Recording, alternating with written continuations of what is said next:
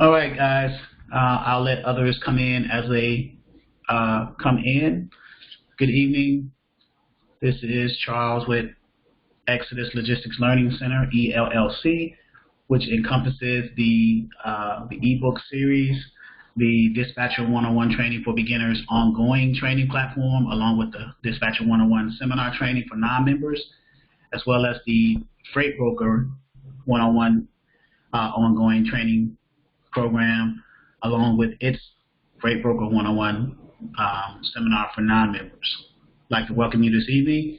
It's Wednesday, the 7th of October, 2020, 6 p.m. Eastern Standard Time for the live online training.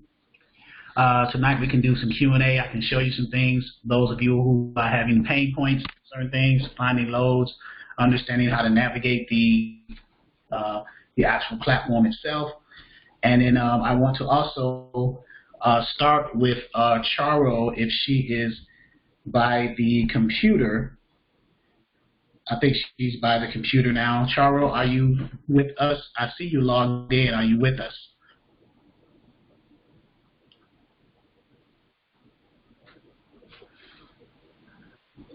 Charo just enrolled into the training, and she texted me earlier and said that she was excited, got a carriers, booked her first load, and just waiting to get invoiced. So I want her to kind of give you guys an idea, those of you who are still at the stage of either finding a carrier or you found a carrier but having a difficult time booking a load, or that whole process. So whenever, let me see what Charo is doing.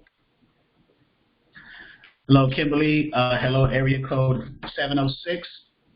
Who's area code 706? It may be someone who logged in with their phone and computer. Angel. Hello. Area code 706. That's Angel. Trouble. Okay. Hello, Angel. Hello. People are starting to come in, making their way in. It's growing. That's good. I'm hitting a lot of dings, people coming in. I wanted to start with Charo if she's, you text her one more time.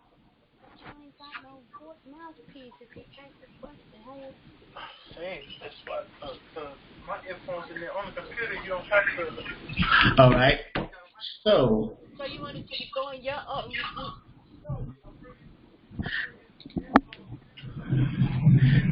All right.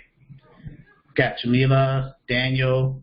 I'm just muting people so we can get started. I hear some background noise. So, and then there was another gentleman who had called me earlier, was asking questions. I think it was Damien. I think it was. Damien was asking questions about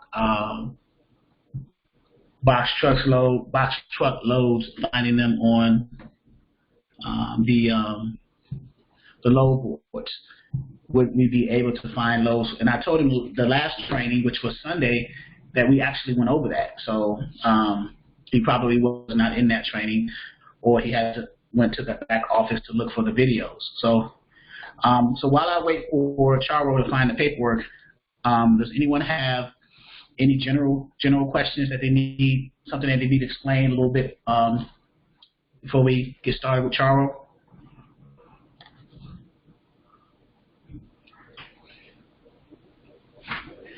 Any general questions that you may have, that you want something explained a little bit detailed?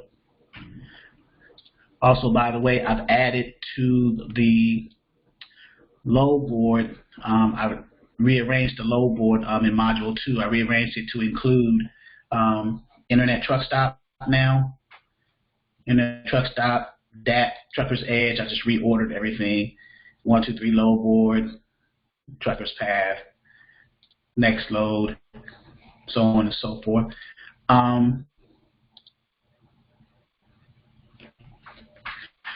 No one has questions? Really? I am shocked. Okay, Charo says she's ready. She just texted me. So, Charo, are you able to unmute yourself, or do you want me to? Yes, I'm ready. Okay. All right. How are you, Charo? I'm good. All right. I am excited because when I get that text from you, the reason why I'm excited is because you just enrolled into the platform, right, to get the training and stuff like that. And already, I can't remember when you enrolled. It was what, a couple weeks ago, maybe a week, maybe not even a month, I would say. It was like 2 weeks ago. 2 weeks ago. So now, so you got a carrier, you booked the load, and you're just waiting to be paid from the invoicing of the carrier. Correct me if I'm wrong. Yes, he called me earlier today and was like, you will be paid out tomorrow morning. Okay, so he's waiting for his factoring company to clear, to clear the invoice, the DOL, the POD, I'm sorry, so that they can pay the carrier, and then the carrier pays you. Now, how did you invoice your carrier? Did you do a Square, PayPal? My carrier? Yeah, how did you invoice your carrier? I think I made him pay me. It's my husband. Okay, all right. So he's just basically just going to pay you. However, so basically he's just going to wire money into your account, essentially. Pretty much, I use Okay, so what? So okay, so you didn't have the difficult challenge of finding a carrier because you have your husband. So that part you were okay. So but as far as booking the load and finding a load for your husband, what was that process like? Did you use any of the resources that you have here in the back office, load boards, or how did you work that? We went, I had to go to Nashville to go and get a trailer. And we picked up our trailer, went to a truck stop, and this all happened at a truck stop. I found the load because I found like 3 of them. I called all 3 of the companies. And because we've only had our authority for about 2 months now.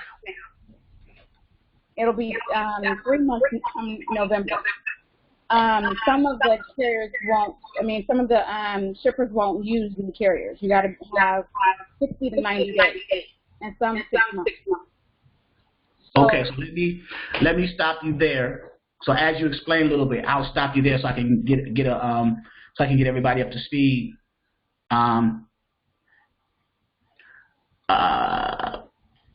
Let's see. Can everybody hear? Because I think Alice said might be able to hear.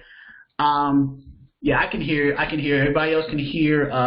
Charles says there's an echo. I don't hear an echo on my end. And I've muted everybody with the exception of Charles.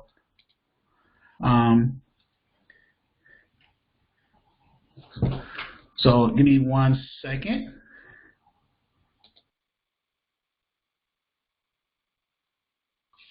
Okay, I've muted everyone. Charles, unmute. Well, let me unmute you, Charles. Okay, so can you talk now, Charles? Yes. Okay, so the first part, after you picked your trailer up and you were at a truck stop looking for a load, did you use the load boards here? Yes. I used it because my husband went and got 2 of his own, which was DAT and 123. I told him not to, but he did it anyway. Okay. He did it anyway. Okay, so did you use 123 to find that load or? DAT.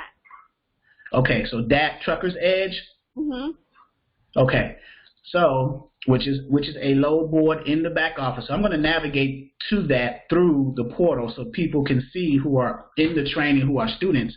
So in Module 2, if you go to load boards, after you've logged in, you go to load boards.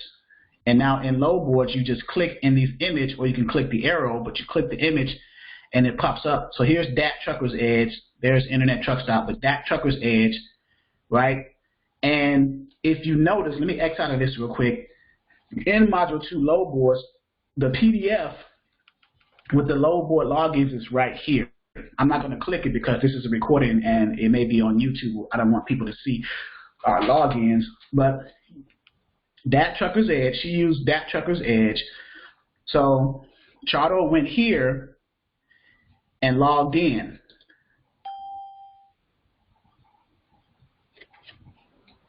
Okay, and your husband has a dry-van, flatbed, or a reefer trailer? A dry-van. Okay, and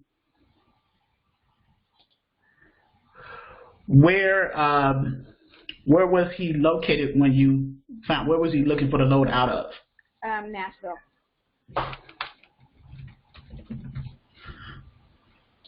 And going anywhere, right? Anywhere in Texas.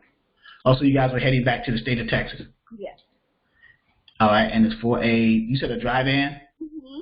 So you pretty much did this, what I'm doing here, put in Nashville as the origin because you picked your trailer up, I'm assuming, in Nashville. Yes. So you needed something out of Nashville back to the state of Texas. Mm-hmm. So you pretty much did that, and everything else stayed the same. Is a 53-footer. Mm-hmm. Okay, so, and let me enlarge this image, make it bigger, because someone is saying that they want to enlarge it. All right, hopefully that's better for those. So then you hit search. So let's just say we're searching for the load. I'm going to tell you exactly which one it is because they say they have them all the time. Okay, so what you can do in that case then, and for future reference, if your husband's ever back in Nashville, you can get a load coming out of there if you're going to use that same broker, or you can establish a relationship with that broker for loads out of Texas in other places, because I'm sure that they broker loads not just in Nashville but Texas, other places too. And she said that. She said, but that one they have 5 days a week. Okay, so which one was it? Was it a Nashville one or was it something near Nashville? It was Clarksville to Enos. Okay, Enos, Texas, Clarksville to Enos, Texas. Mm-hmm.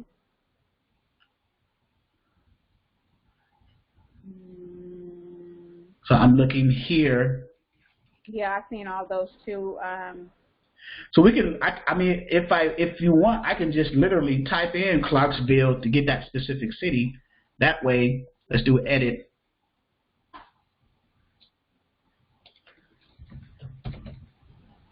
Clarksville, Tennessee, and do a new search.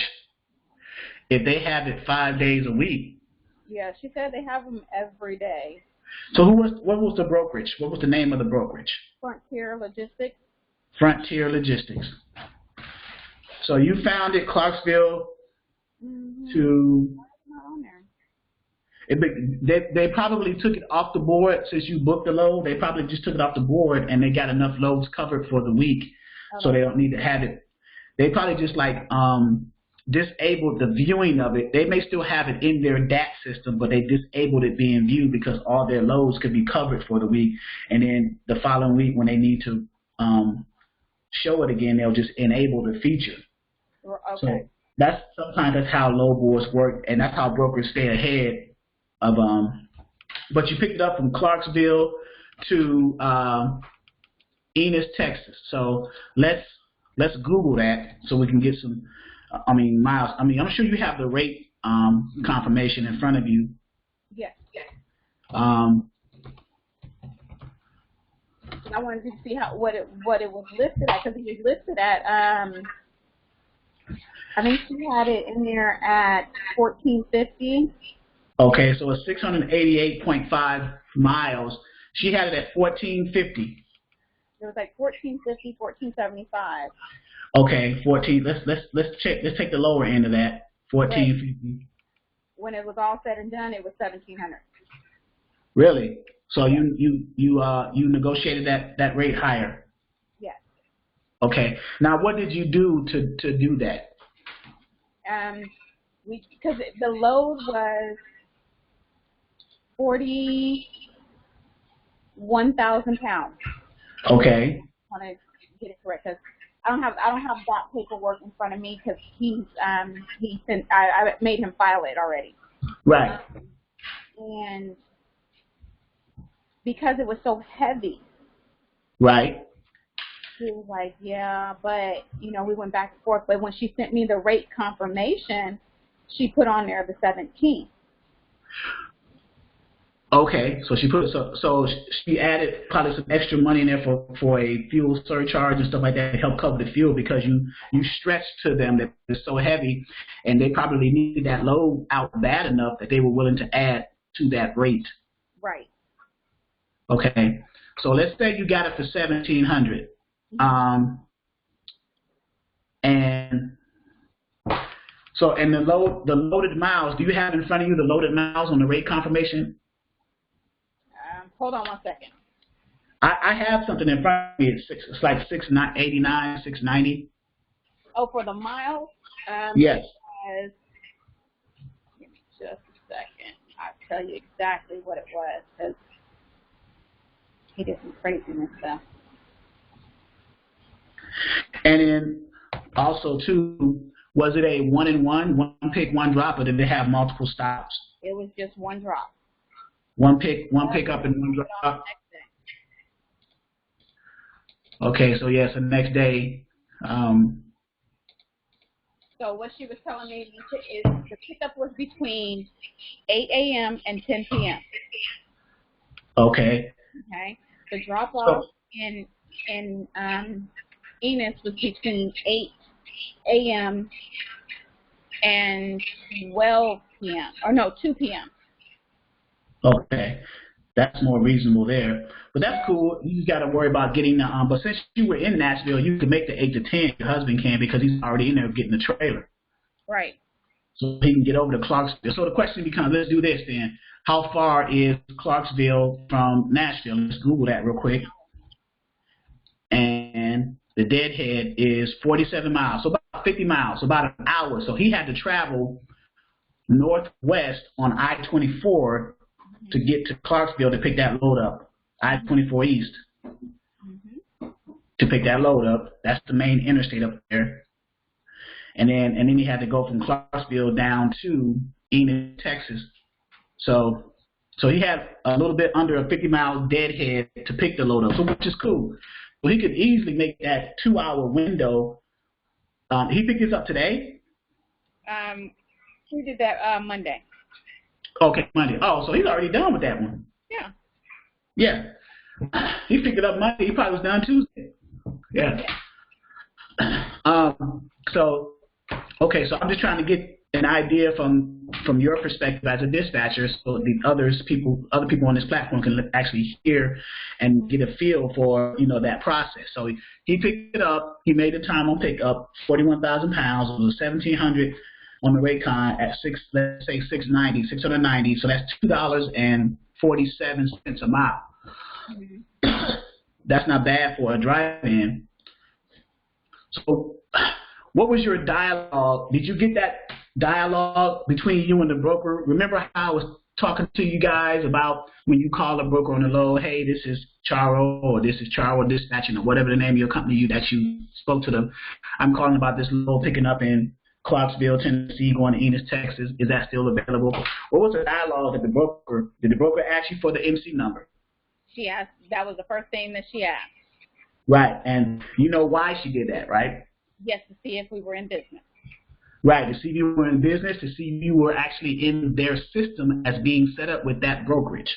And if you were not, I'm assuming you were not, so she sent you a carrier packet to do first? She did, and I asked her when she was doing it, I said, we're out on the road, do you have an electronic one? Because I don't have a way of printing anything out and getting that back to you. She was like, I'm about to send you a link. You go ahead and fill that out. I'm going to send you, once you send that back to me, I'm going to send you the load information. Right. So what was the name of the brokerage again? I missed that. Frontier. Okay, so she sent you the link, and was it a link to the RMIS site, the Registry Monitoring Insurance Service? They're onboarding, yes. Yeah, the onboarding site, because yeah, RMIS, most brokerages, if they guys, for those who are listening, most brokerages, if they're going to do a digital onboarding, they usually typically go with the RMIS, which is one of the top onboarding electronic digital onboarding systems, which is the easiest. All you got to do is send your link. You click the link. It takes you to their home page. You put onboarding, and then you put your MC number in, and then it goes from there. You just fill in the extra data and all that stuff. So, yeah.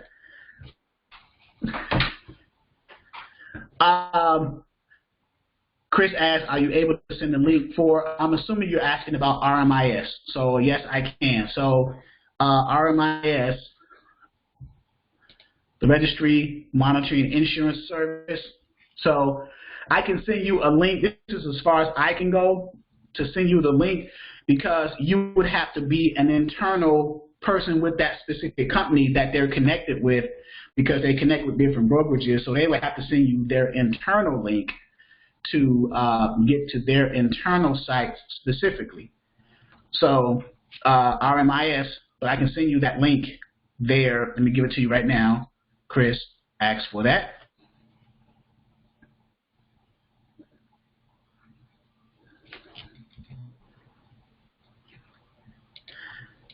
So the first step in the broker-dispatcher relationship is the dispatcher calls the broker guys inquiring about a load, picking up where it's picking up, in Charles' case, picking up in Clarksville, Tennessee for a dry van, 41,000 pounds, heading down to Ennis, Texas. Is that load still available? And then the conversation that Charles said she received was, what's your MC number? Let me check the system, or something to that effect. That's generally how it starts out, because they want to, number one, verify that you are in their system, and if you are not, then they want to get you set up to get in their system. So now the link was sent to Charles. She logged in using her MC number or DOT. It gives you an option. And she filled out the preliminary fields that were editable in there. And then I'm assuming that you either uploaded the documents that they need, or you had to do it some way, because I'm assuming they needed a copy of your W-9, a copy of your certificate of insurance, and a copy of your MC authority, correct? They needed the insurance, the W-9. What else did I send her? The MC authority letter. No, she didn't need that. She said she pulled that up herself. Okay. Okay. His driver's license, I think I gave her. Hold on, let me double check everything I gave her, because it was pretty quick. It was when I tell you, it was like it took me about 15 minutes. I think the fax was the one that took me the longest, because I had to print out the rate-con sheet. Right, and sign it and then send it back to the broker. Right back. Right, to officially book that load. Yeah. So in that process, so you onboard, so they are getting all that information so they can run it through their compliance team in order to onboard a particular carrier, for not only for that specific load, but for other loads going forward. So if you happen to see a load, like you're in Texas and it's from that brokerage, Frontier Logistics, then you can call them and you'll already be set up in their system. So you don't have to go through that carrier packet process, that onboarding process anymore.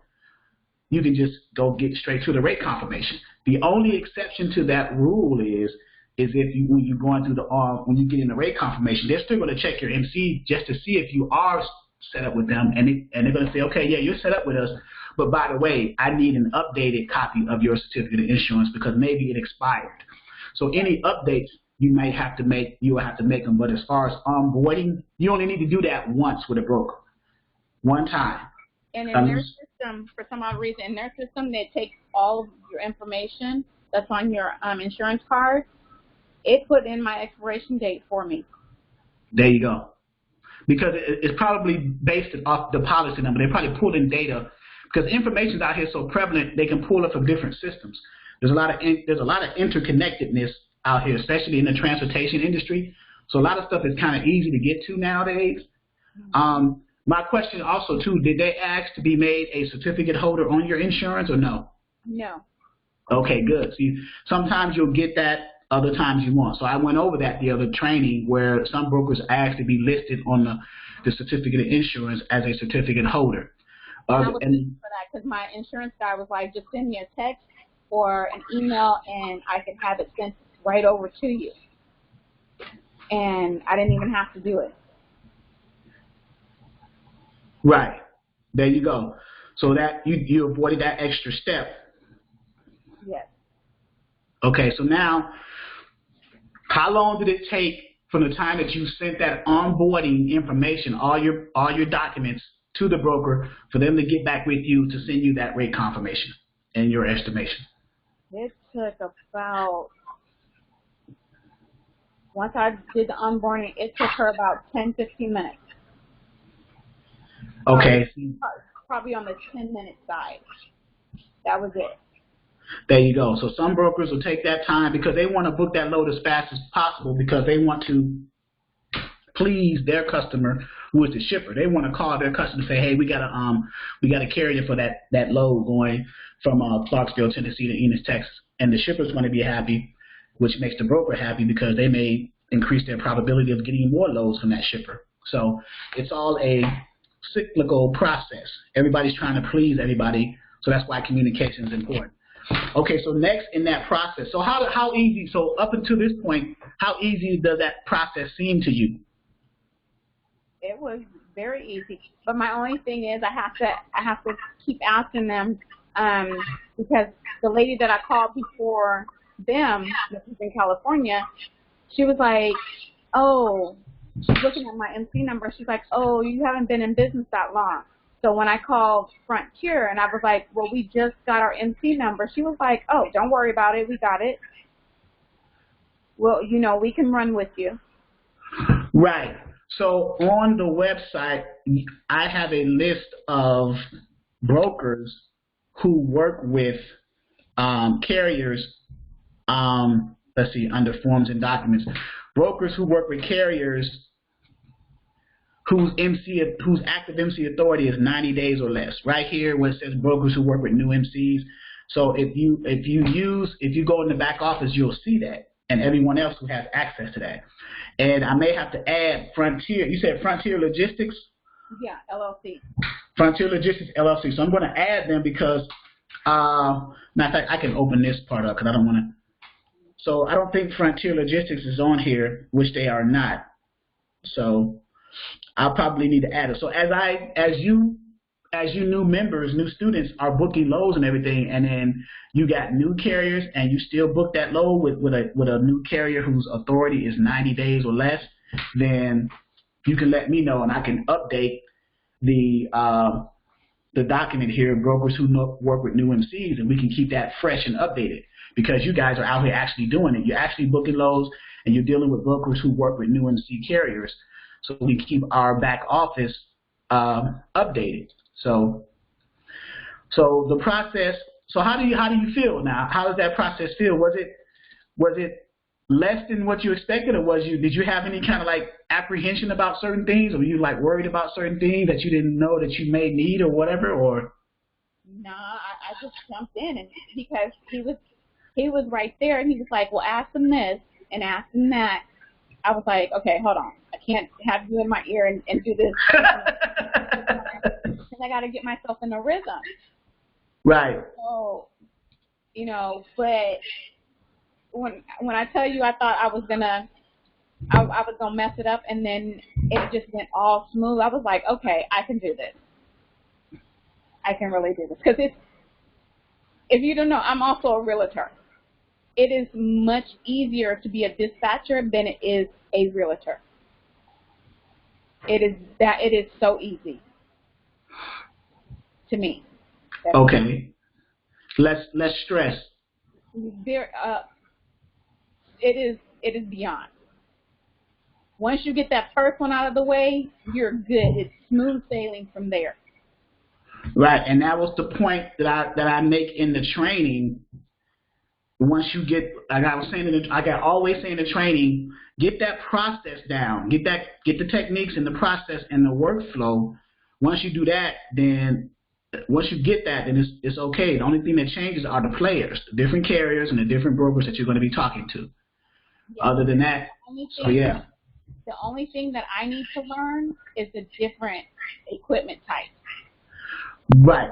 That is so, because I called one today, and it was a really nice payout on this load. And he's asking me, you know, different things. I'm like, what does he say? It's an RGN. That's a removable gooseneck. It's a form of a flatbed. It's a flatbed type of equipment type, but RGNs, they work with heavy equipment. Yes. So they haul like excavators and large construction equipment. So let's look that up for you. So again, any questions you have, go ahead. 123 on that one. Huh? It was in 123. Right. So this is an RGN. They haul heavy equipment. You notice how the big dump trucks and heavy equipment are on it, but that's what an RGN looks like. It's a low. They call it, another name is a low boy trailer. They call them low boys, but that's an RGN. It's a flatbed type. It's in the flatbed category, but it's heavy equipment. Mm-hmm. So let me yeah.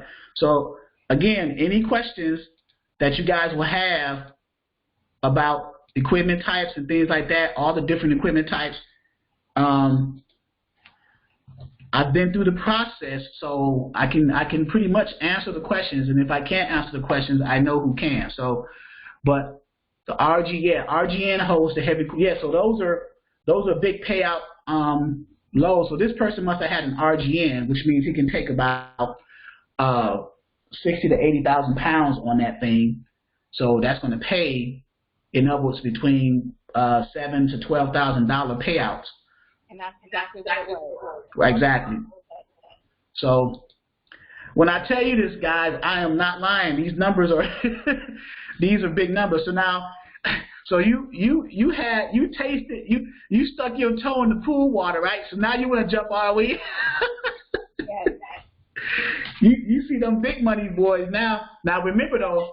I'm gonna tell you this: when you get up there in the big paying ones, they are the rudest people ever. They are the rudest people because you're playing with their money. So if you don't know what you're doing, that's why I train everyone on the very basics first, and then as you get the mechanics down, so when you finally get to an RGN, you would have known everything that you need. So sometimes with RGNs, they may be oversized or overwidth loads on those RGNs. So you don't know if you need flags, you don't know if you need pilot cars to go along with it, and all that stuff. Then you got to know what the route is and what state requires what pilot cars and flags, and you got to factor that into the load and all that stuff. So you got to. Those are things to consider. You know, don't just jump on the load board and see the load without understanding the whole process of that particular equipment type. You got to know. So when you talk to the broker, get that information from them. Okay, well, what's all needed? What's the route? What's the line haul path of that route, and how many pilot cars or flags are required? And the broker's going to say, okay, in this state you need flags, or in this state you need just pilot cars, because in that line haul load. So those are the things that you would know, and that's dealing with OD and over-dimensional and over-width loads on low boys or any type of flatbed. That's what that requires. So, but I am excited for you. I'm glad that you went through this experience. How much better do you? I mean, does it feel like there's like a weight off your shoulders or something, or? Yes. Yes. Okay, so you went through the experience, and now you're like, oh man, this is not as hard as I thought it was. No, it's not. I was like, I can do this. I'm gonna start booking them out like 2 weeks in advance. But I also have a broker that I'm working with on top of being looking for outside loads, that I will be contracting him under. Right, so you're going to get your husband set up with that brokerage. Yes. So they send them a rate confirmation and carrier packet and get them set up. So yeah, it's good to get. That's a good idea too. Kind of plan ahead, especially if you know brokers and you have relationships with them already. Get the carrier packet sent in early to get everything set up, just in case you may need to fill in some blanks later on. You'll at least have different brokers set up for your carrier ahead of time. So when loads come up, then you can book those loads without having to go through that whole setup process. And my ideal, or the key with me, is to set them up in the states that you're going to be sending your carrier to. Like if you're in Texas, so you're going to run in Texas because Texas is pretty big, so you can make a decent living in Texas alone. But say you want to go over to Georgia and then go up to the Midwest and then back down in a triangular kind of thing, like Texas, Georgia, Ohio, back to Texas. Then you focus on brokers in those states, establish those relationships. That's how you strategize and load plan, and then they'll start emailing you their loads, their lanes, and then you can just load plan your carrier accordingly. You may have a load picking up Friday, delivering Monday from Texas to Georgia, and then on Monday picking up somewhere in Georgia within a certain deadhead going up to the Midwest, and then on Wednesday from the Midwest over down to Texas. So you can plan that out, like you said, a week, 2 weeks in advance. So now you just sit back and let that run, and then your carrier is running that consistently. Now all of a sudden you're going to get a call for those brokers saying, we want this carrier to be dedicated, because they realize that the carrier is running all the time. They're running successfully. They pick up on time. There's no damaged freight. There's no claims. So, and that's the process. That's how you scale your business that way. You get one carrier, let them run successfully, establish a dedicated lane, and then you put other carriers of the same equipment type in the same lanes with those same brokers that you established a relationship with your first carrier. See how that works? Yes. But he has, because he is military, he's ex-military, he has a bunch of friends, and they're drivers also that want to get in with him. I got one, he has one in California. It's like, if I can't find something, can you find me something? I'll run under your authority. But he's with someone else. Right. So figure that one out. So now you can send dispatcher agreements. Your husband can talk to his friends and say, hey, my wife's a dispatcher. You guys can work with her. Just, send dispatcher agreements to them. And then you said something about authority. So these guys do not have an authority. So are they going to run up under your husband's authority, or are they going to try to get their own authority? No, they don't want to pay that price, that insurance price. Okay, so they want to run up under someone's authority. Yeah. And just give them a weekly settlement, whatever percentage that's agreed upon. Right. And that's you have owner operators who strategize that way if the percentage is within reason for them to work with, because they don't have to deal with the insurance. They can just pay to run up under the authority and run up under the insurance of the person who they're running up under the authority. That's a strategy too. The problem with that is you have drivers. You have to vet the drivers in such a way that they don't endanger your authority, because if there's accidents, because that's your authority or your husband's authority, right? Your company's authority. Right. So if anything happens, it's not going to be those drivers that lose the authority. It's going to be the company that loses the authority. So when you consider that process and that step of bringing someone under the authority, there needs to be systems in place that protects the authority. In other words, you have to vet the carriers out, running their CSA scores and stuff like that. CSA stands for compliance, safety, and accountability. And you can do that through a website called Carrier 411, or you can do it through the Safer website. There's different ways of doing that. Now, but if your husband knows these people, like say he may have went to truck driving school with him, or he knew them for a while, their relatives and stuff like that, then it makes the process a little bit easier. But even so, I have relatives who had accidents and things like that. So, yeah, we're all shipmates, so they've known each other for 20 plus years. Right. And see, that's the beauty of it. So it's easier in that situation where you have relationships with people and now they want to come up under your authority. Then you say, okay, well, here's my rate. I need 15-20% of your weekly settlement to run up under my authority because you're helping me pay my insurance premium. So, and you're helping me with other costs too. And that's the only thing you have to pay. So if you're a carrier and you're running up under the authority and you're paying and you're making like $6,000 to $8,000 a week, and I charged you 15 to 20%, then you're going to be making $6,000 to $8,000 a week minus that 15 to 20%.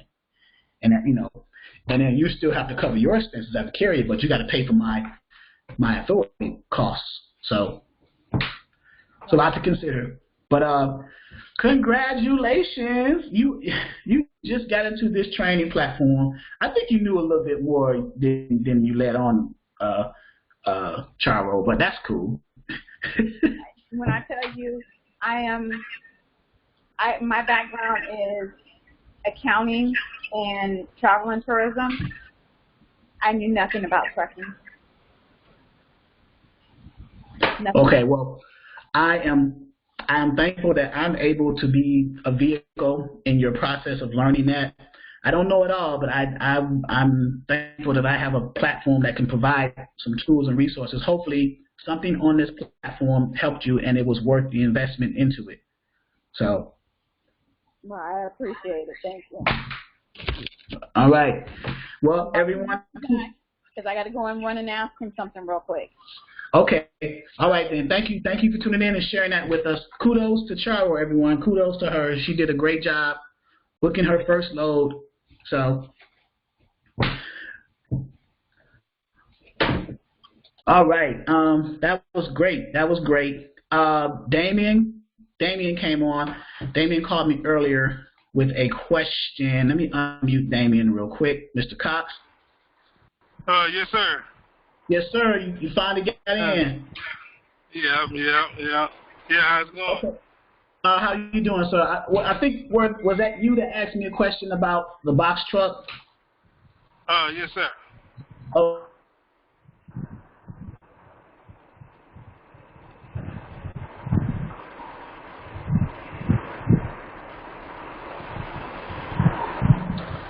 I can't hear you. Hello? I'm here. Yeah, I can't even hear you. The phone went in and out. I have sound on my end. I'm here. Yeah, I can hear you now. Okay. All right.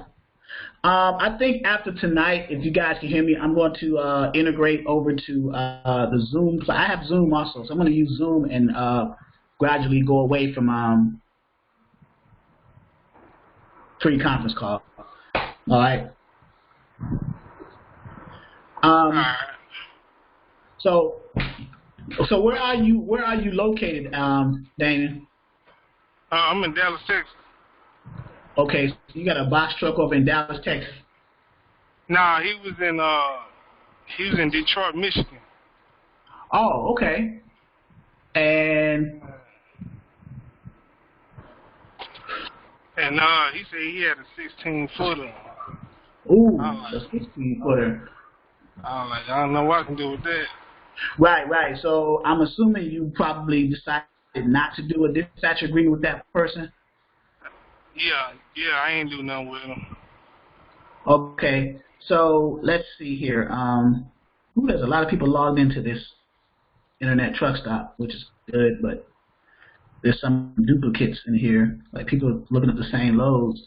Okay, so Detroit, Michigan for a box truck. So if you were to go on the load board, like this is internet truck stop, you have access to this in the back office. I'm not sure if you've navigated the back office yet to kind of feel your way out, but so Detroit, I'm going to put it in for a 26-foot box truck. I doubt if I find a 16-footer, but going anywhere. And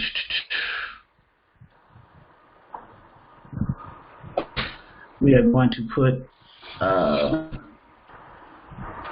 straight van,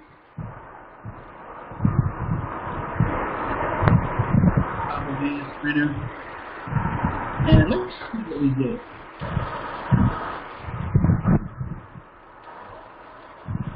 So we got three. So there's a small amount of loads coming out of Detroit for a box truck or straight van partials, but there are some.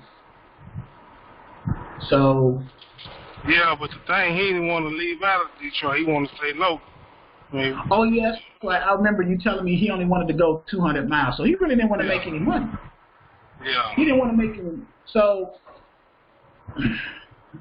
yeah, he would have to do some local contracts, like with a mattress firm or IKEA or what's the other one? Wayfair. He would have to touch some freight. He's going to have to touch freight and do like multiple stops in that box truck to make him some money, like $500 a day deliveries for mattress firm or IKEA. But as far as him going over the road, he doesn't seem to want to do that. Yeah. Make more money. Yeah, so with you, when you first start off with these carriers calling them, I try to stress for dispatchers who know very little, if anything, about the industry to target and focus on the three major equipment types: the dry vans, the 53-foot dry vans, the 53-foot refrigerated trailers, and the 48 or 53-foot flatbeds. Those are the ones that we start off with, and the reason being we start with those, we're not limited to those, but we just start with them, is because you want to get your feet wet the easiest and the quickest, and those three are the ones that loads are out here for the most. So then later on, as you develop and grow and scale your business, you can test out the straight trucks, the hot shots, things like that, the cargo vans, sprinter vans, and even the RGNs, like in Charles' case. So, but yeah, focus on the dry vans, 53-foot flatbeds and reefers, and then to get the process down, just like what Charo just said. Once she got that first load booked and saw what the process was in doing that, now she feels comfortable. There's a weight off her shoulders. She understands, like, okay, this is easy. I just need to get a carrier on an agreement, find them a load, and book that load and keep that carrier running. So that's what I try to explain and reiterate, over and over, so you guys will know the process. So when you do get a carrier and you start to look for loads for them, you can do it that way. Okay? Yeah, okay then. I got you. Yep. You have any other questions? Not right now. If I do, I'll move myself and ask you.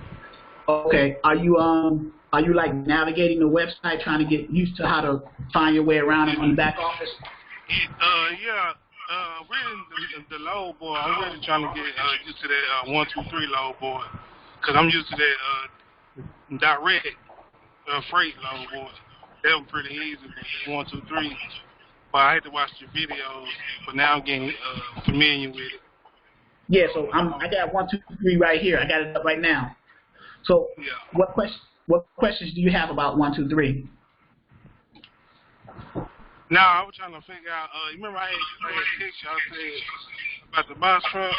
I said it's a van and change the size on it. You were like, yeah. But at first I was looking for box truck on it. Right. So you can do van, and then you can go under show selected specific specs. I'm going to hit none. And box trucks are air ride. They have E-tracks on them. They have lift gates. They're considered hot shots. So those are the specs on them. And then the length, the weight is about, we can say, let's say 8. I'm on 14,000, I think. No. The box trucks, the 26-foot box trucks can only hold about 10,000 pounds. So you figure a 16-foot, which is less than 26. So I'm going to say half of that weight. So let's say 7,000 pounds, just to be fair, right? 7,000 pounds, and in the length you said 16. Right. So I doubt if anything shows up. Let me see. Let's put in city, Detroit, Michigan, and see what comes up. So we got 24. We got 24 choices, loads. So we got a hit, right? What the mileage? What the? Right. So I'm gonna look at that real quick. Let me minimize this screen. And the first thing I do here, because nothing's posted as rates, but I'm going to hit the offer and put it in highest to lowest, so 650, blah, blah, blah. So we got LTLs, less than truckloads. We got weights of 6,000 pounds, 2,000 pounds, 5,500. The mileage is like 957. So for a 16-foot, so 5-foot LTL in a van, 957 miles, but it's paying $650. That's less than $1 a mile. That's 68 cents a mile. That's not. I mean, with a 16-foot box truck, I can see about a. You might want to try to negotiate up to like $1 a mile for that to get exactly the same amount of miles, the same amount of money in miles that you're driving. But and then you call this broker too and say, hey, can this go in a box truck? You know. Because it's 6,000 pounds and it's only 5 feet, so it should fit in a 16-foot box truck. Right. That holds 7,000 pounds. So that conceivably it should, right? Look, this was going from Grand Rapids, Michigan to Holland, Michigan. It's only 28 miles, and it's paying $265, 6,300 pounds. That's a lot of. That's paying $9.46 a mile. But you got to realize you're only going 28 miles. You're carrying 6,300 pounds, 28 less than 30 miles. So they're going to give you $265 for that. That's a good one. That's a good run right there. And then you ask the broker how many runs how often does this go out? So if this goes out like every day, this 16-foot box truck guy can pick this up all the time. Grab it and take it up. Grab it and take it up. Grab it and take it up. You know? Okay. But he said he only want to make like 400 something. He said $400 a day or something like that. I said $400 a day. I said I'm pretty sure I can get you more than that. Yeah. But see, when he says something like that, that tells me that he knows his numbers for the size of his equipment. He knows his numbers. LTL and TL. LTL is less than truckload, and TL is truckload. Chris, when it comes to a box truck. When it comes to a box truck, LTL and TL, they're almost closely similar, but they're not. Now you're getting into pallet sizes and pallet counts.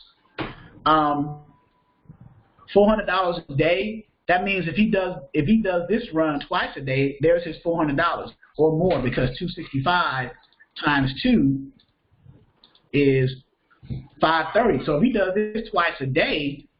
And I don't know does he run 5 days a week, 6 days a week, or what? No, I ain't asked him because he did say a lot of dispatch people keep calling him and ain't calling back with nothing. So he was like, like he want to see something. Right. He's not gonna get calls from dispatchers, because dispatchers are like, we want carriers that are actually to get you loads that's going to make money. He needs to either consider upgrading his equipment type from a 16 to a 26 footer. So now let's say he got a 26 footer, right? So let's go back and edit this and change the length to 26 and change the weight to like 9,700 pounds, because you could hold up to 10,000 pounds. So now you've got an extra 8 loads added to that. You got a few more loads. Some of these loads don't have rates posted. You can just call the broker. So he can increase his chance of getting loads if he brings his equipment type to 10 more feet longer, 16 to 26 feet. So, and then also too, let's say he changed it to a van, a dry van. So a dry van is 53 feet. So we'll delete that out and we'll delete the weight out, and we'll take all of this out. Because it's just a regular van. So now it goes from 32 to 929.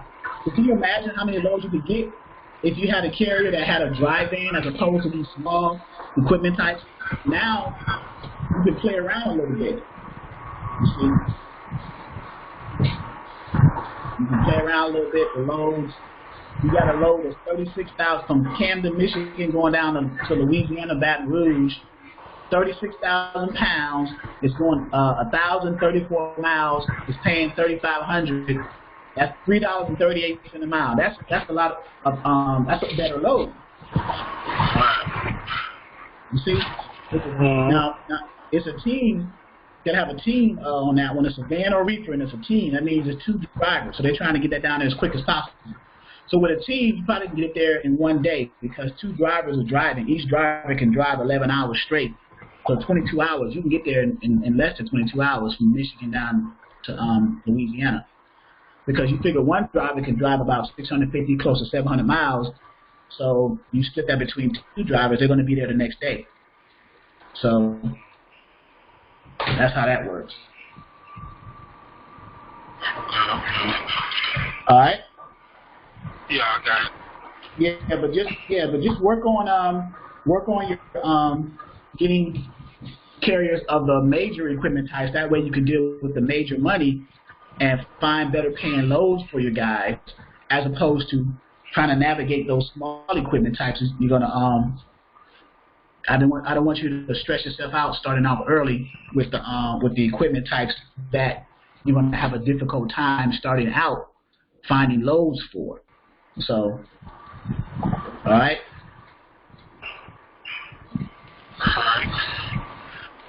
All right.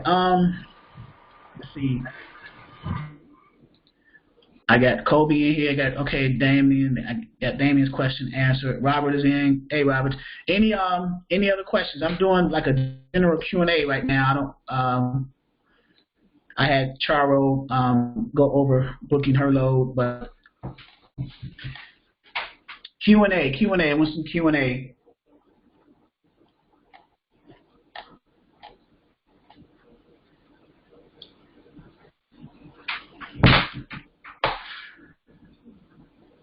Any Q&A, anything about navigating the site, anything about general questions about the load boards. Let's see, let me look at this real quick.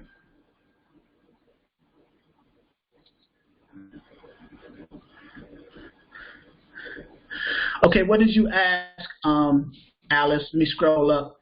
Alice said you already asked, so let me see what you asked. Can you unmute yourself, Alice? I want to make sure I got your question out here. I'm scrolling up in the chat.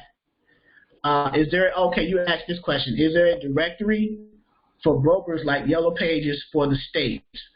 I'm not sure if there's a directory for them. But I guess we could look at the DAT directory and look up brokers. So what state are you thinking of, Alice? So let's go to the DAT directory and tell me the state. So let's do that. And this is a back office resource as well. So you type in the state that you're looking for a broker to target for your equipment type. So okay, so the state of Texas, Missouri, Texas. Okay, that shouldn't be a problem in Texas. Texas is a large state. So let me see if I can get the DAT directory up.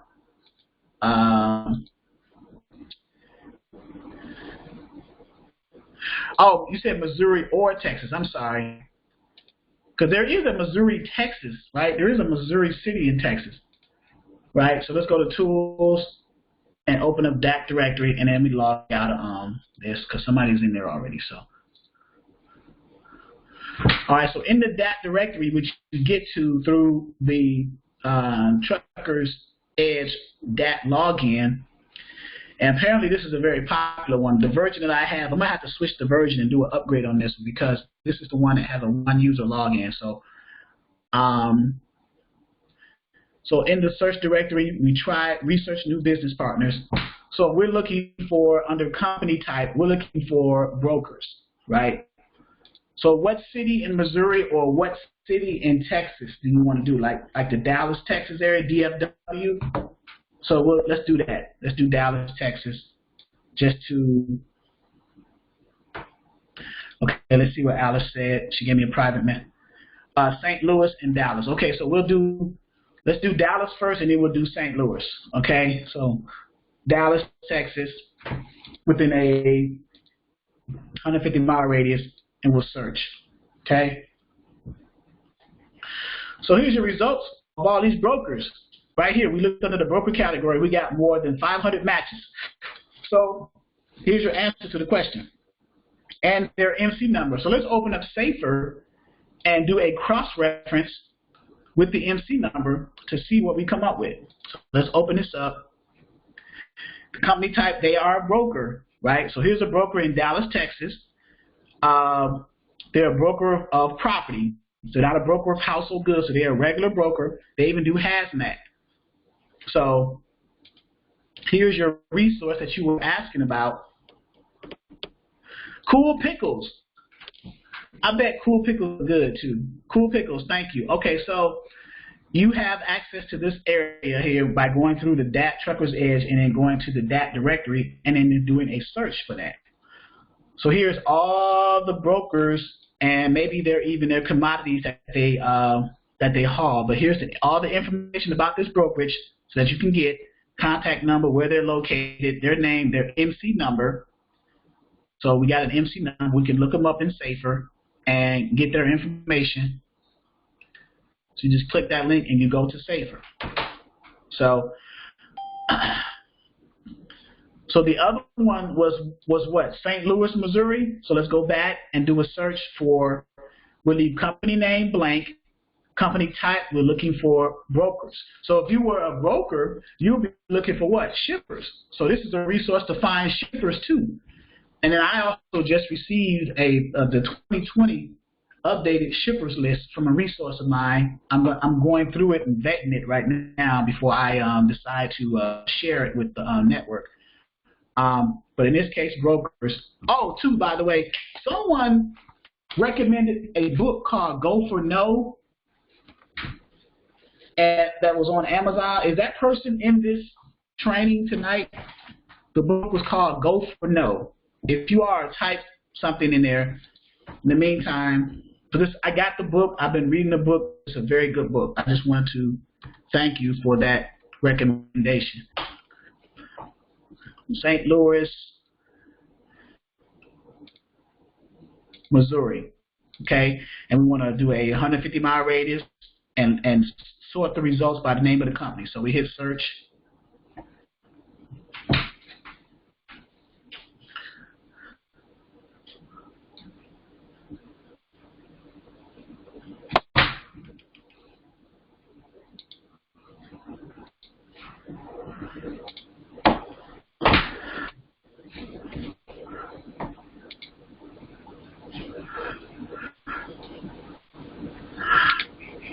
Let's do Kansas City then. If not, let us do St. Louis. We'll do Kansas City and keep us in the realm of possibilities. So we still got 500 for Kansas City and maybe in St. Louis as well. So we got results for Kansas City, Missouri. Chris said, how do you feel about getting a carrier to sign a credit card authorization form? Why? What are your thoughts on having them sign a credit card authorization form? Are you trying to? Yeah, I'm curious. Why?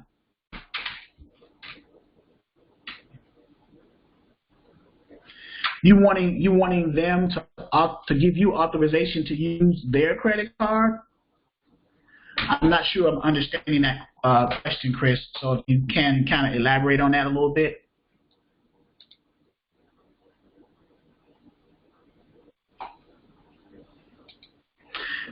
For payment. So so they can pay you. Right. So I don't think carriers would do that because they probably don't want you to have their information yet up front starting out as a beginner. But the ACH, I usually just do an invoice. I will send an invoice to them through either PayPal or Square, Lucian, to and then let them pay it with their credit or debit card, as opposed to me seeing their personal information. It creates a level of trust. Until you are working with that carrier over a number of months, maybe even years for a carrier. Let's answer this question this way. Let's reverse the roles. Would you, as a carrier, and I'm your dispatcher, and I just started dispatching for you, would you give me your credit card information starting out? Or would you have a more trustworthy option starting out? You're my dispatcher day one. We just met. I just sent you an invoice, or I said, well, here's a credit card authorization form. When you send back the dispatcher agreement, the profile, and everything else, send this credit card authorization form with your credit card number, the 16-digit number, the expiration date, the CVC number on the back, all that stuff. Because you can easily take the credit card and use it for other things. So other people's money can be disputed, Pamela says. Hey, Pamela. And I also see Clayton Williams. Clayton is our dispatcher from, I believe it was Jamaica. Clayton, welcome. So we have a dispatcher in here tonight from outside of the States. So Pamela says, as long as it's not attached to my bank account. Can you hear me? Yes, there's an echo, but who's that? This is Chris. Okay. Okay, so the reason why I was asking that question is because if the carrier refuses to pay in the time frame, say if the broker paid in 7 to 10 business days, and if the carrier is saying, oh, I haven't received payment, and the broker already basically told me that our pay is between 7 to 10 business days, I would want him to sign a credit card authorization saying I can go into his account and take that money. It's like an ACH draw. Gotcha. I understand what you're saying. Yeah, they can sue just like I can. Yeah, I get it now, because a carrier may have lied to you, trying to get over on you, saying that I'm still waiting for my money from the broker, but you called the broker and said we paid him a week ago. So yeah, I get it. So now you're in in that situation, I've never ran across that problem, but I understand why you would say that, because you want to protect yourself and protect your business. So yeah, if you feel you need to do that with that carrier to protect your business, then yeah, that's fine. Or if you deal with that carrier on a regular basis and you feel you have to constantly do that with that carrier, then me personally, I would probably decide whether I want to continue to work with that carrier. If this is the carrier that's going to continue to try to play games. I had one situation 2 years ago where the carrier, he had a $1,500 load. I charged 10%, so he owed me $150. He didn't want to pay, so I had to wait like 3 months to get $150, which is ridiculous. Of course, I've never booked a load for him again. And I even threatened to file with the Federal Bond Service against his MC. So when you do something like that, that means you're threatening their livelihood, right? Because if you get a filing against your MC, now they're going to they're not going to shut you down initially, but they're going to temporarily suspend it where you're not authorized to move freight while you're under investigation. This is a Federal Bond Service. So you are, with the FMCSA, you're dealing with, stuff like that. But you shouldn't have to stoop to that level in order to get $150. It's not really worth it, right? So, but to prove a point with the guy, like, look, man, I did everything that I was supposed to do as a dispatcher. I did my job. I found a load. You agreed to the load. You took the load. You ran the load. You got paid for the load. So I, as a dispatcher, should get paid for the service.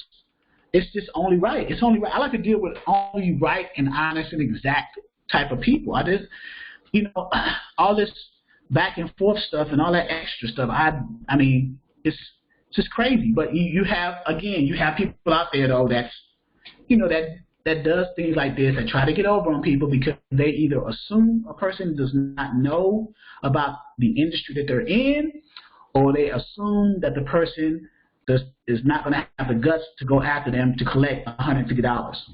So it wasn't the money, it was the point that I needed to make. Like, look, you cannot, because if you would do it to me, you would do it to the next dispatcher that'll come along. So, you have to be taught a lesson of not to do this. If you're going to deal with a person from a business perspective, you have to be honest and upfront with them. Otherwise, don't do business with them, right? Why are we wasting each other's time if you have the intent of not paying me as a dispatcher? So yeah, protect yourself at all times, with your back office, and because again, this is your business, so you want to protect your business too, because if people don't pay you, how are you going to maintain your business? So you have to put things in place to protect yourself as well. So very good point, very good question, Chris. All right. I was speaking with Clayton. I think Clayton, was it? I know you're not in the States. Were you Jamaica? I believe it was.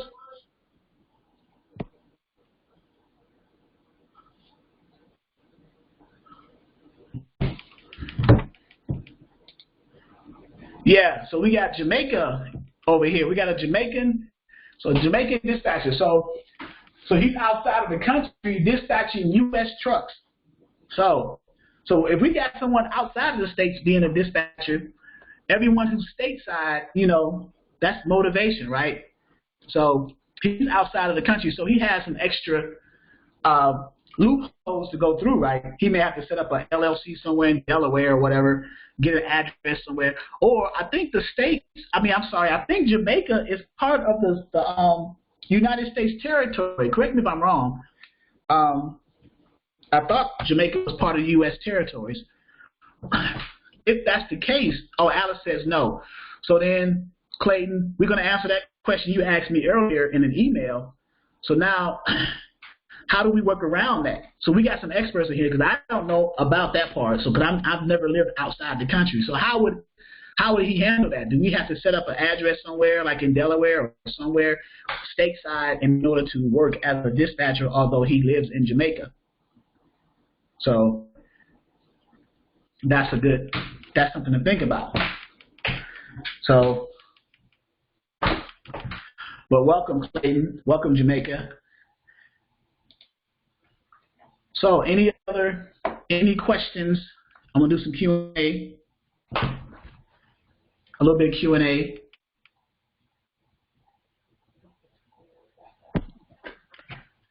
Hello, Charles. Yes.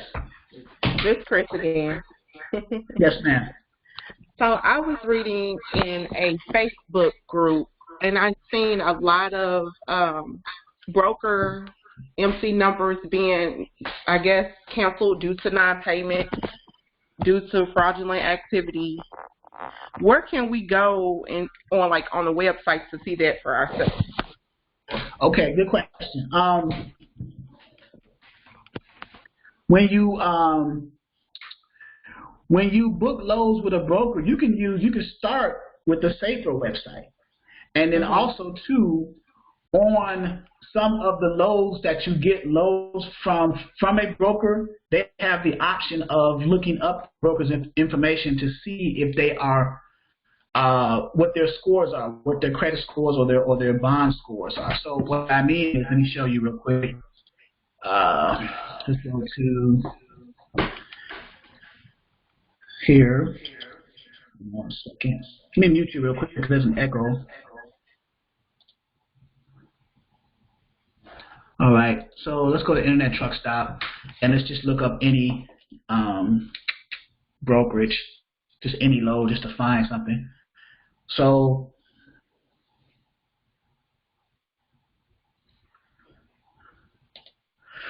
let's say here, let me delete this one, and let's go into one of the major ones. This major one here. Let's open this up. All right, and let's bring this out. 100. All right, so let's just grab one. Let me do it here.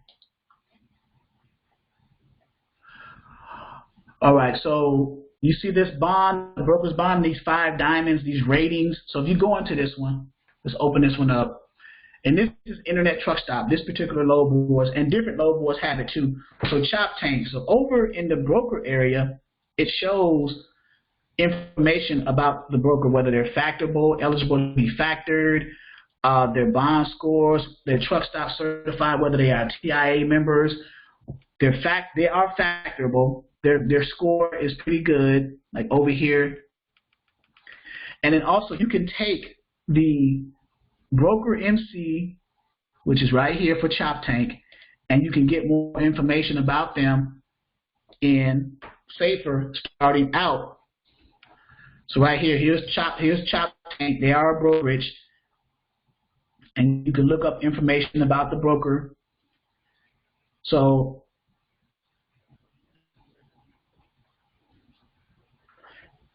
and their ratings and things like that go up here.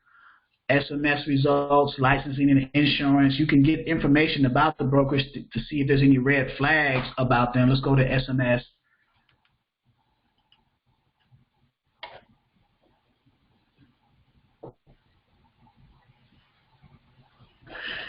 And let's see about the licensing and insurance. And their information was here. Okay, let's look this up. I don't want the DOT number, I want the MC number. I'm not a robot. Steps, gotta go through that process. So here's Chop Tank. So now you can look up their HTML. You can do a report or PDF, HTML or report. So let's look the report up. Okay, they're not giving us access for them. HTML, they probably won't give us access to HTML either. Oh, no, they did. Okay, great. Okay, so they're an active brokerage. Their authority status, they have a good bond information. They have processor, which is Invoicing. So based off of this information, they're pretty good. Inside of the load board, it would list their ratings, like if they're a diamond brokerage. Here's their days to pay, 30 days to pay. Their experience factor is an A rating. There are a 5-star diamond rating with a $250,000 coverage. So there's different resources you will look, but here's one of them right here. So that's how you would see whether there's a red flag. And also, too, it's hard for brokers to be listed on load boards if they have red flags against them, because load boards have certain criteria, even for brokers, as they do carriers before they're allowed to be posted. So if you don't meet those criteria, you're not going to be on the load boards. So, all right.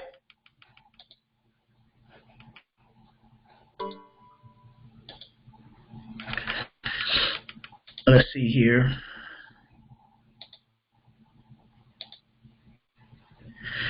And then the Facebook groups too. I don't know who reported that about the brokers, what they gave you, what verifiable information. See how true that is, because sometimes stuff you hear on Facebook could be personalized information too, based off of an experience that a person may have had with a particular broker, and they may have posted something on Facebook based off of their emotions. So how verifiable was what that person reported on the Facebook groups about the broker? Because they have to be careful too, because if that information gets out about that broker, then that's a liable lawsuit. So 1 second.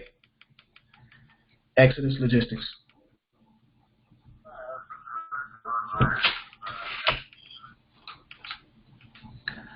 Say again.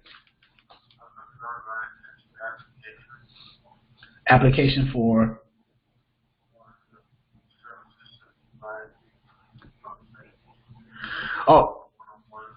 okay. Are you looking for training, dispatcher one-on-one training? Okay, are you trying to enroll in the ongoing program, or you just want to take a seminar to get an idea if you want to? be a dispatcher? The seminar?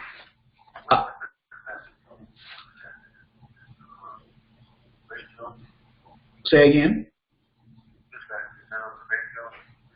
Well, you'll be an independent freight dispatcher. So in other words, you may get like a tractor trailer driver, a carrier, an owner operator, and you would get them under a dispatch agreement, and you would find loads for them starting out on the load boards, and then you get paid for that service. So.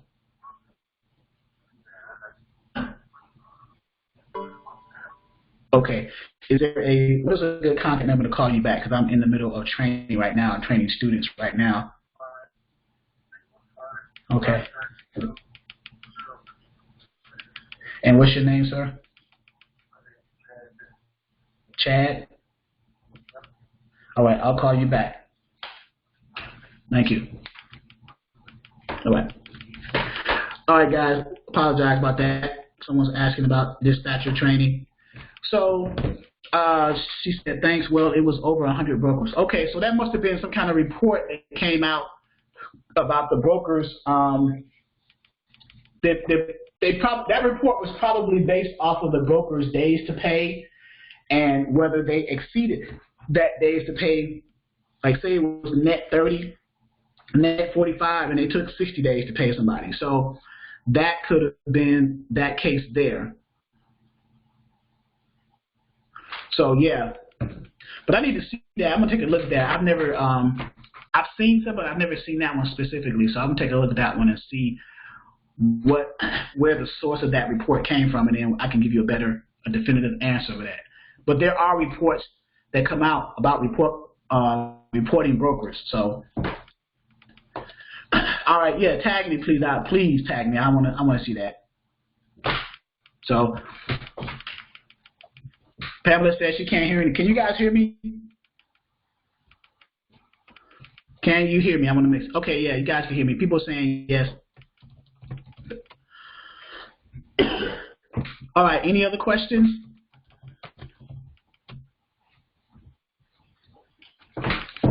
All right, everyone says they can hear me. Pamela says she cannot.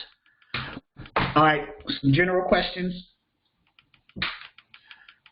General questions about navigating the site. Pamela says she cannot hear me, but everyone else can. I'm not sure. Pamela, log out, log back in, please. Let me put that in there. Log out, log back in for Pamela. Any other questions, guys? Yeah, click the speaker button on your screen if you're on the phone. I think Pamela's on her computer, though. I don't think she's on the phone. So,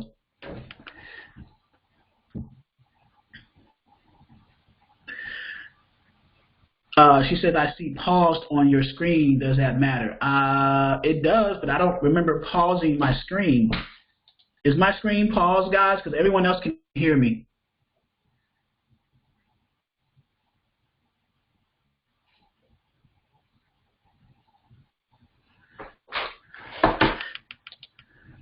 Let's see what she says here. Okay, she's going to log out. Okay, so she's logging out, logging back in. What other questions you guys may have? Some general questions.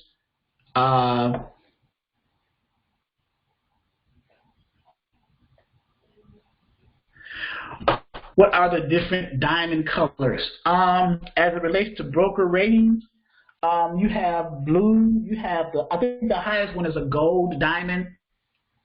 And it's 5 diamonds. You got from 1 to 5. Anything from 3 to 5 is excellent, which means their credit scores and their days to pay is excellent as far as broker ratings.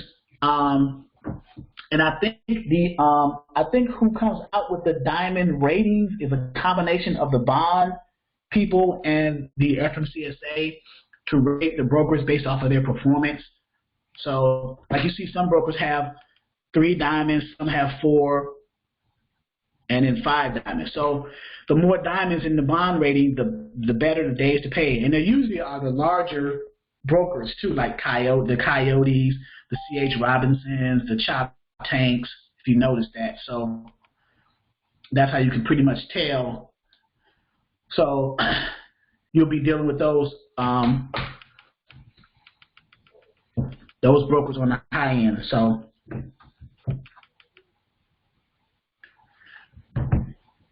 all right. What else? What else? What else do you have for me? Everybody who's a enrolled student, you understand, you know, the navigation of this back office area, right? You've gone through the carrier acquisition, of course, is the first module to get to the carrier. And so let's answer some questions then. If you've gone through the module 1, if you read through the module, let's look at a quiz real quick. Tina says no. So what do you say no to, Tina, as far as understanding how to navigate through the back office?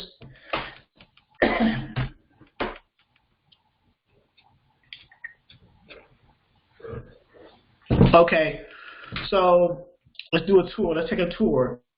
So when you first enroll into Dispatcher 101 Training for Beginners as an ongoing subscription-based member, you know, you do the online trainings, of course, every Wednesday evenings, 6 to about 8, and then Sunday mornings from 11 to about 1, and that's Eastern Standard Time.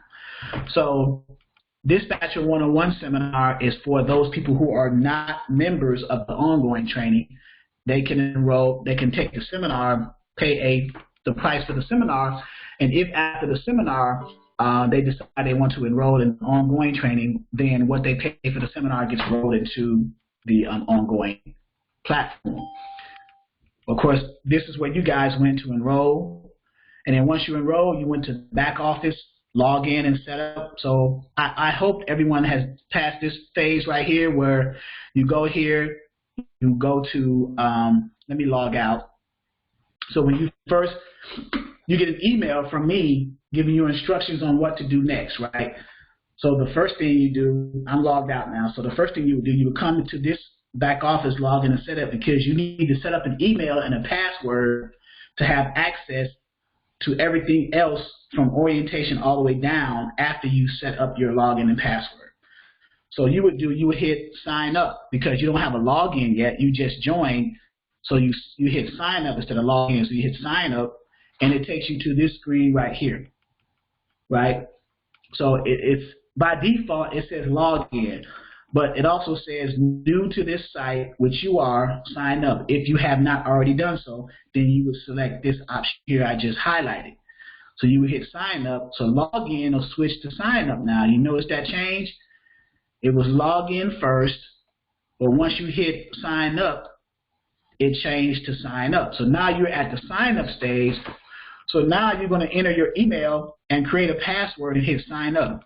Usually the same email that you guys use to enroll into the platform, you sign up with, but you have the option to use a different email. Maybe you used your email to pay for the platform from an account that you don't want to have the email associated with when you log into the back office, and you're more than welcome to do that. But whatever email you put here and password, that'll be what you would use to sign in. So once you do that, now you are able to log in, right? And I'll get an alert saying that I got a site member that needs approval to the back office. I'll go ahead and approve. Once I hit approve, you'll get a return email saying, hey, you're logged in, go ahead and log in. So once you log in, now you go to your orientation. Let me know that you need to change it, and I can change. I have to change it internally in the back office, Pam. So either I'll delete that account or block it, and then you just create another one. You know, go from there. So now you're in orientation, right? You watch the little 30-minute orientation video about, you know, welcoming to the platform. And here's the area where you download a host of PDFs. This is where you get your eBooks, your free eBooks, 1, 2, 3, and the basic terms. That one, and also here is also where you get your load board logins, along with in the load boards module 2. But in orientation, you get that as well. And then you have the option of filling out the orientation questionnaire. The fact that you've done it, watch the orientation video, your full name, the date that you did it. Did you watch the orientation video? Yes or no. Did you download the PDFs? Yes or no. And they're right here and right here. And that's it for that orientation, 30-minute video and everything else. Next, business setup. For those of you who are just starting, haven't even gotten the business setup part yet, you got a PDF of the business setup. You can look at that and then watch the video on the business setup, where we had an actual video training on what you might need when you first start a dispatching company, from the business license, from filing with the IRS.gov, things of that nature.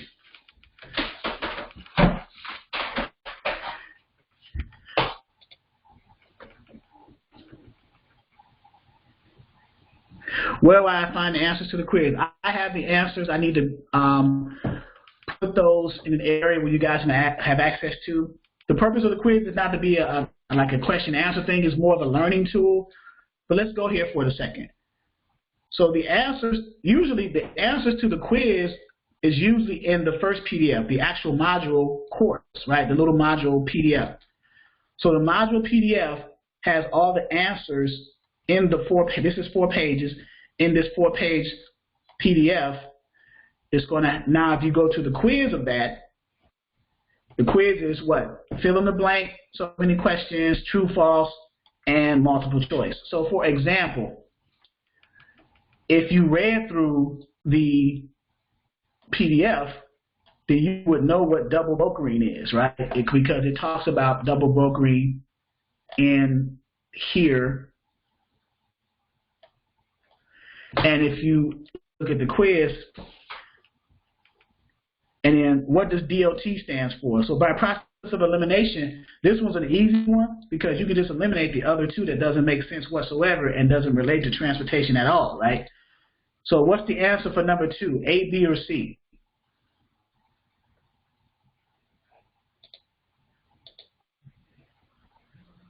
Right. So DOT stands for Department of Transportation. So we could pretty much, and then what's the answer for number 3?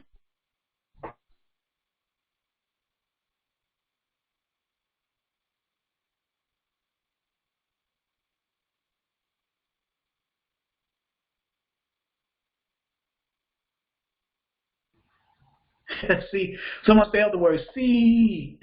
Okay, Alice. So we're getting into the basics now. What is the purpose of the W-9 for a carrier? Number 4. What purpose did that serve?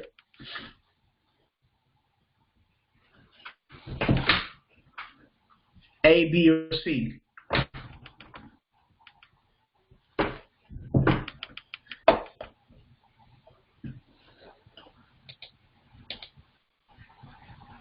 B. Everybody's saying B.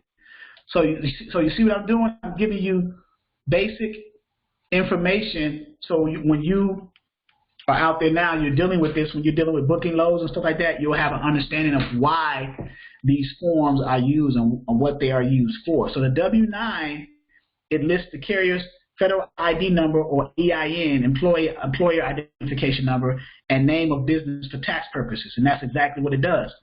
So now, what's number 5? What's the purpose of the certificate of insurance for the carrier?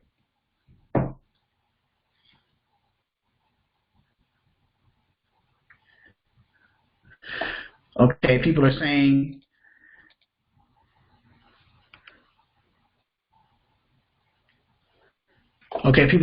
C. So the purpose of the certificate of insurance for the carrier, it lists the carrier's level of cargo and liability insurance coverage. So here's a I guess a pop question in regards to that. So the level of cargo insurance coverage is how much, and the level of liability insurance coverage, the minimum requirements. In other words, what's the minimum cargo number and what's the minimum liability number that's listed on the certificate of insurance? Can anyone answer that? So as a This is question 5, let's say 5A. So what is cargo and what is liability? The coverage, the minimum. Okay, Kimberly, you got cargo correct, and you got liability correct. So yeah, Kimberly, $100,000 cargo and $1 million liability is the minimum that brokers want.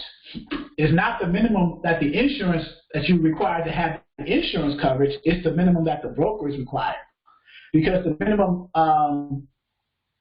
liability for the insurance coverage is $750,000. Right, Pamela, $750,000. That's correct. So there you go.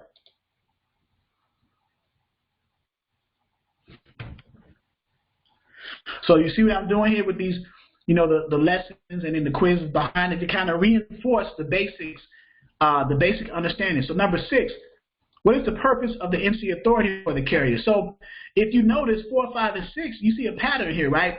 The answers are the same, so by process of elimination, you should be able to get number 6 right? Because the other 2 questions had the same answers, and you answered those questions.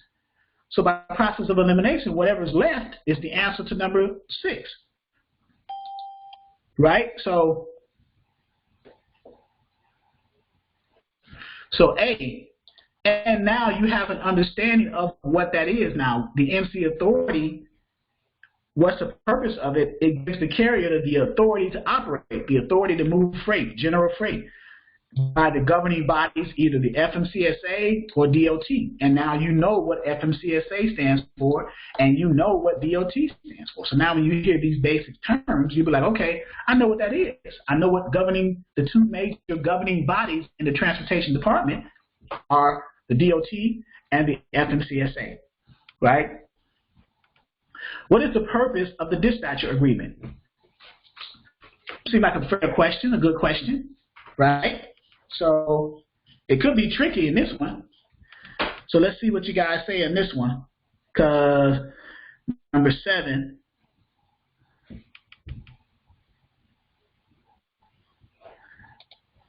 let me see what people are saying. People are saying C, C, C, C, C. Okay, I'm glad. Oh, Chris said A, and then she said C. I kind of tripped her up a little bit. Tripped her up a little bit, but you came back around. So let me see. Somebody made a comment here. She said no. That was for the last question when you were referring to. We'll go with that. I've been studying. Okay, so the purpose. So let's read that. The purpose of the dispatch agreement. A contract between the broker and the carrier. That's not a dispatch agreement. That's a broker-carrier agreement, or a setup packet, or a carrier packet, right? That's what that is. That's A. B, a contract between the dispatcher and the shipper, which does not exist because there is no contract between a dispatcher and a shipper. Even if you, as a dispatcher, was to get a hold of a shipper to book loads for your carrier, you are still using your carrier's authority to get that load from the shipper. There's nothing dispatcher related in the relationship between a shipper and a carrier. You are just using your carriers in C to get to the shipper if you're going to get to direct shippers as opposed to brokers. So C is the answer, the contract between the carrier and the dispatcher to move loads. And then, of course, what is the purpose of the carrier profile?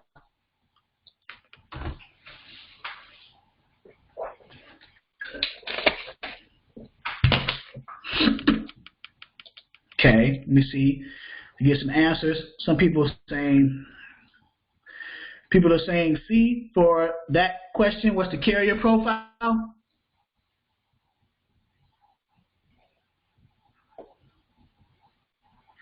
Where the carrier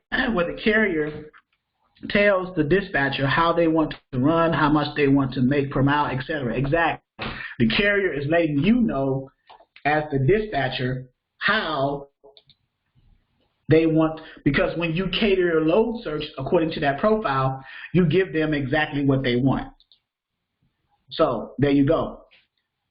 All right, you guys are good. So this tells me that you guys have been studying. I haven't went over a quiz in a lesson in a long time because I kind of expected you guys to, read through this as business owners, and get this information. And then if you have questions, you will ask me in the live trainings, and we can go over it more thoroughly until you literally master it. That's the whole point. We want to master the basics, then we become experts. So the truck search feature of which load board do we use on the Dispatcher 101 Training for Beginners platform to look for carriers to call?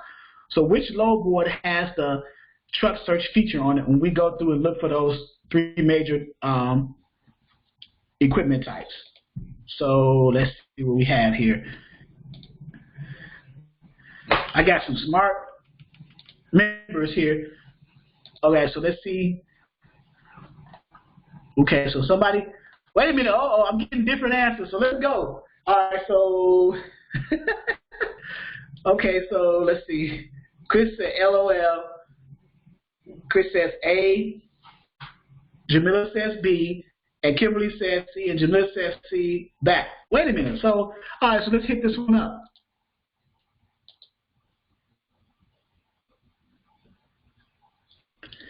So the answer is C, Trucker's Path. Trucker's Path has the truck search feature. So let's go to Trucker's Path, right? And literally click that link to truck search and look for those three major equipment types before we call the carrier. That's what we are referring to right here, truck search. So the truck search feature on this load board, Trucker's Path, is where we go to do our three major equipment types, flatbed, van, and reefer, and we do that, and then we go in and search and find carriers to call and things like that, right? So it's Trucker's Path, which is, what answer was that? That was C. All right. So number 10 should be easy, right? What does MC stand for? Right? MC, okay, C, everybody's saying C, motor carrier. Of course, you could eliminate the other two. I should have made that harder. MC does stand for master of ceremony, but that's in a different genre. That's when you got a mic and you rapping or whatever. But in transportation, it does not stand for master of ceremony. It stands for motor carrier. All right. So let's go to true and false. So number one, true or false? Number one, hot shot equipment type. So you first will have to understand what a hot shot is before you be able to answer that question. But a hot shot equipment type is one of the three main equipment types that move the most freight generally. Is that true or false? Okay, people are saying F, false, false, false. Right. That's false. So bonus, what are the three major equipment types that move the most freight? That's a bonus question. What are the three major ones? Goosenecks is not one of them. Okay, dry van is one, reefer is one, dry van is one. So we got two of them listed so far, dry van and reefer. So what's the third one? Flatbed. Okay, good. Flatbed. There we go. So flatbeds, dry vans, and reefer. How do we know this? Let's go to our lesson in carrier acquisition, and there they are. Equipment types to target carriers, and the three major ones, dry vans, reefers, and flatbeds. So you can refer back to your lessons to see that, to answer your question, right? To reinforce the learning process in that. So it's good to have it like that, set up like that, and on a basic level, right? So it reinforces it. So you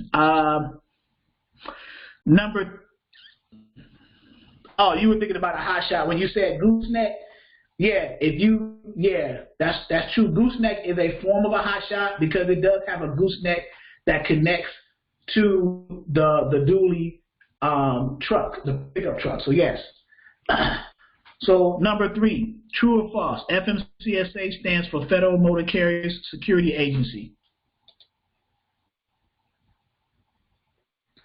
All right. See, I tried to trick you guys in there. That is false. Everything in that answer is true except for the last 2 letters, the last 2 words. Federal Motor Carriers Safety Administration. So if you take out security and put safety, if you take out agency and put administration, then that would be correct. Federal Motor Carriers Safety Administration, right? True or false, number 4, the EIN number is used to identify the carrier's business entity for tax purposes. That one's an easy one, right? I should have gave you a hard one. That is true. That is true. So these questions and quiz information is here to like reinforce the learning curve and to re-emphasize, you know, the basics and to help you along the way. So you can always refer to your lessons. You can refer to the quiz when you come across information. I try to structure everything from a basics perspective. So when you do get out there, you finally get carriers and you finally start booking loads, you will have enough foundational knowledge to put you over the top. Just like with Charo, she had the information and now she just booked that load. True or false? Number 7, true or false? The MC authority letter is issued to the carrier by the IRS.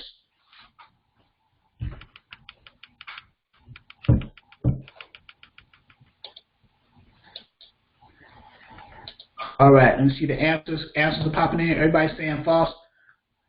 Okay, false, false, false. So if it's false, then what governing, Alice said true. What, wait a minute. This must have been older questions.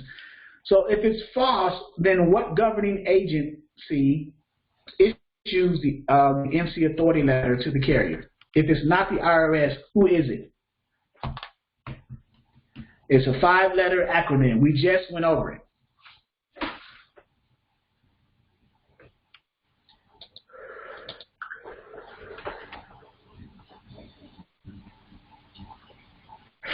All right, let's see what you guys are saying. Exactly, Clayton. Exactly, Kimberly. FM's exactly, Jamila. FMCSA, and again, what does FMCSA stand for? So I'm kind of reiterating, you know, but that's what a teacher does. It kind of reinforces what you know, right? So you should know what FMCSA stands for now, right? I'm sure some of you can't type it fast enough. There you go. Federal Motor Carrier Safety Administration. There you go. So you see how that works? That's the beauty of having it structured like this, so we can, you know, learn and grow together.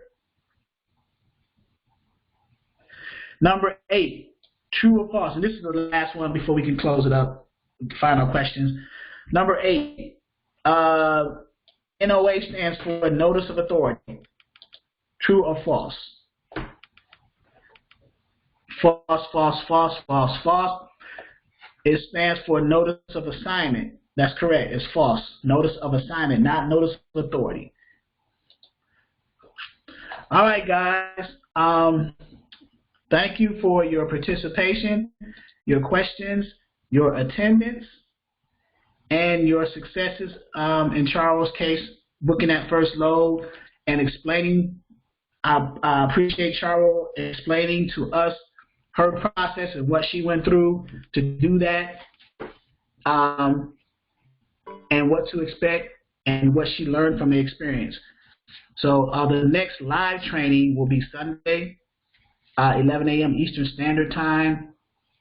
Of course, let me put as always, double brokering or co-brokering is when 2 brokers try to book a load for the same carrier. So let's say, for example, Jamila, you get a carrier under a dispatch agreement, but that carrier is an asset or part of a brokerage, right? But you don't know that. You find that out later on. So when you go book loads for the carrier, you're booking loads through brokers. So if you're booking loads through a broker for a carrier who is part of a brokerage, that's double brokering right there. You understand?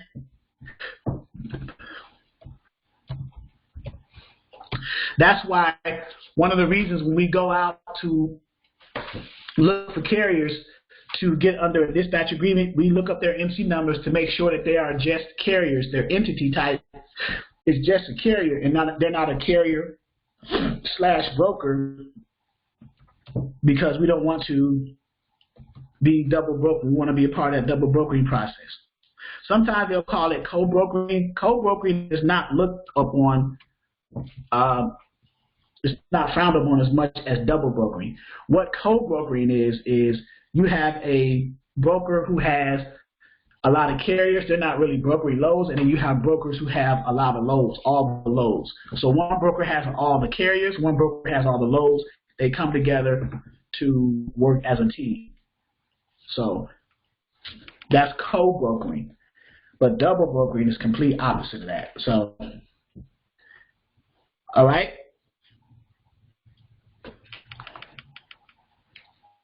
All right, guys. All right. I will see you guys on Sunday. Of course, I left my email and phone number. If you have questions outside of that, just give me a call or text me and then email me as well. And on Facebook, communicate through the Facebook chat group and the private chat group too. So, all right, guys, you have a great evening. I will see you and rest of your week. See you Sunday.